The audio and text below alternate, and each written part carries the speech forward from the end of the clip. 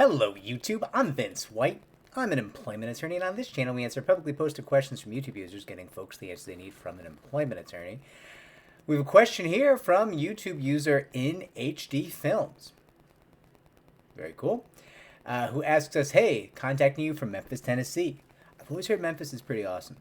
Like, what do we think about Memphis? Does it live up to the hype? Is it really good? I've heard a lot about the food scene in Memphis being really, really awesome. Never been. Gotta say, I went to Austin, Texas, which I know is not Memphis, or even really that close. But, like, Austin's food scene was, like, super hyped. I could take it or leave it. Like, it's alright. It's fine. The best barbecue in the world. It's alright. I've heard good things about Memphis in terms of that kind of topic. So, is it worth it? Should I go? But I digress. Hey, contacting you from Memphis, Tennessee. Love your show. My question is, let me say this first. My evidence was done in a text, not just any text, but a work group text. My question is, if they hit me with a low offer off the top, is it a good play for me to paint them a picture of what they are up against by reading a little of the best part of my evidence? Is that a good idea? Okay, so, like where your head's at, like everything you're doing here. I need to know how low is low. And we'll talk hypotheticals so we don't have to go back and forth. Like if you open it like, I don't know, 500,000, like I'm just assuming when people say text message, in my field, a lot of times it's like pictures of genitalia or racial slurs or like wildly inflammatory ableist language or, you know, like really stuff that gets wild in text messages. So it depends on what we're talking about here, right?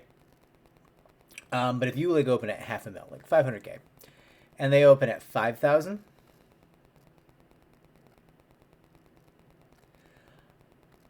at that point, I would urge you to potentially, depending on how many highlights from the text messages you have, with every counter offer, include a screenshot of like one piece of the text message from their, hopefully from some manager or supervisor in their organization, right? Ideally, listen, it could be from a coworker. You can work with that, but ideally from a supervisor or manager, and kind of piecemeal it a little bit during the negotiation to just kind of gently keep the pressure on, keep your foot on the gas type of situation. I've had a lot of success with that over the years. Now, not all lowball offers are created equal, right? Like if you're at 500K and they open at 50, you might be like, that's a very low offer. But I would think, actually, they're signaling they want to pay quite a bit, right? They're starting quite high in this negotiation. You're at 500, they're at 50. They're clearly looking to pay six figures. Probably they're aiming for north of 200. That's my read of that situation. Now, north of 200 might not do it for you. I'm not saying it should or it shouldn't. I don't know what you have. I don't know your case, right? But when somebody opens up at 50 and they're signaling, yeah, I want to give you six figures on this one, well, you probably don't have to beat them around the head quite so much as you would otherwise, in my opinion, right? So I would almost say keep things a little bit more cordial at that point and just try to structure your counter demands in light of the text messages, right? So like you open at 500,000. They go in at 50K. My response might sound something like, listen, I respect where you're opening here. I understand this is a negotiation. I understand, right? But in light of the text messages, we both know this case is probably going to have to settle.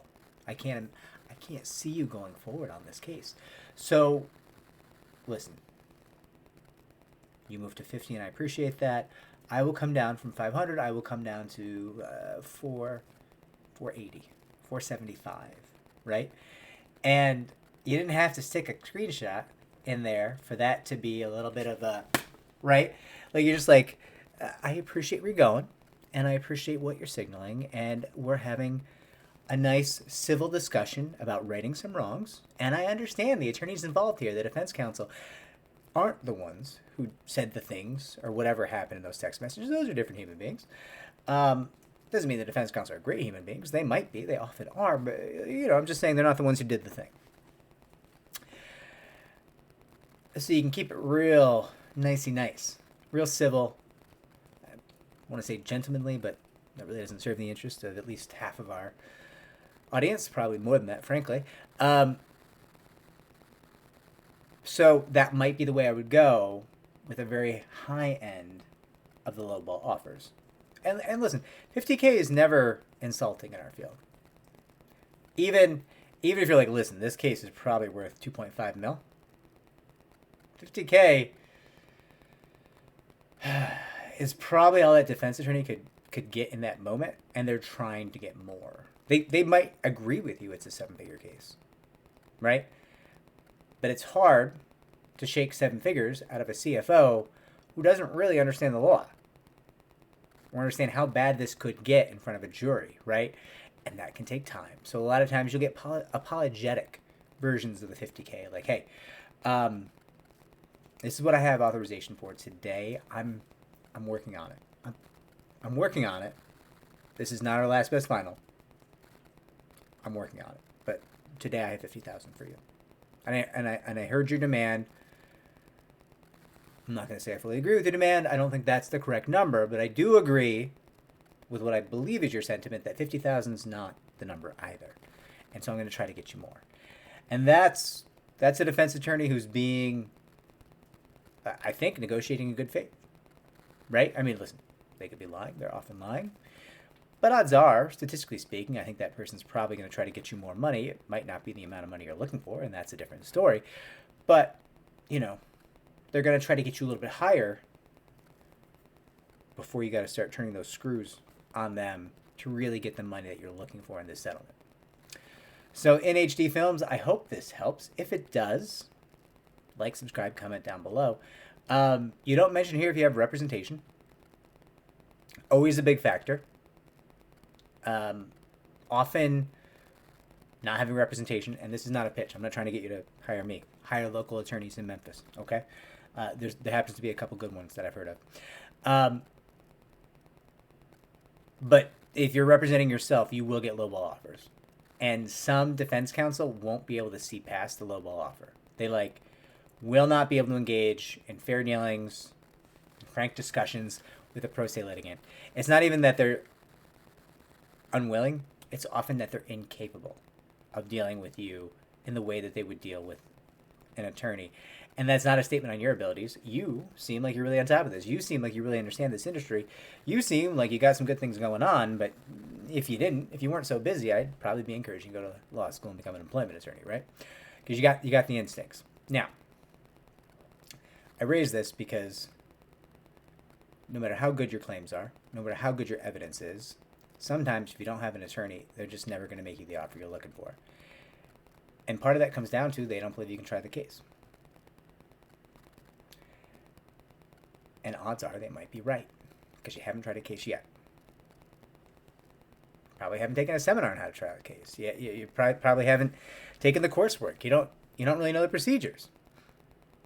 So in a world where they fundamentally do not have fear in their hearts for this trial yet, no matter how good your claims are, no matter how good your evidence is, they don't fear the trial because there's no one to do it. You may need to get counsel. Just realistically speaking, you may need to get counsel to have a big money case, and I hate that for you because it sounds like you're handling it very well, and you're going to end up giving somewhere between 25 and 50% of your case valuation away.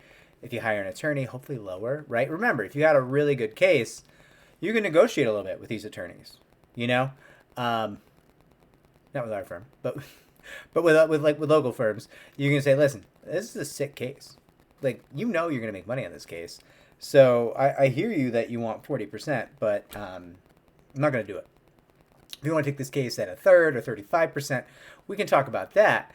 And listen, more power to you, right? Like let's all make some money. Let's go. But if you have the really strong text message evidence, that is a source of leverage even in your negotiation with the firm you're going to hire. I think you got this. I feel silly giving you advice because I think you got this. Like, subscribe, comment down below, share the channel so it can grow. All the good things. Take care.